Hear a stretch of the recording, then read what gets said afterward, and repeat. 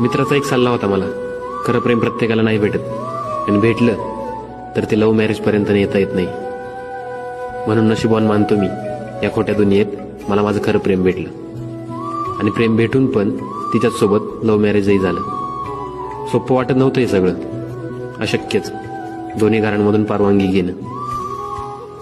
पण ती नेहमी बोलायची, मी आहे तुझ्यासोबत. आणि तिच्या ह्याच प्रेमामुळे मीही बिंदास झालो.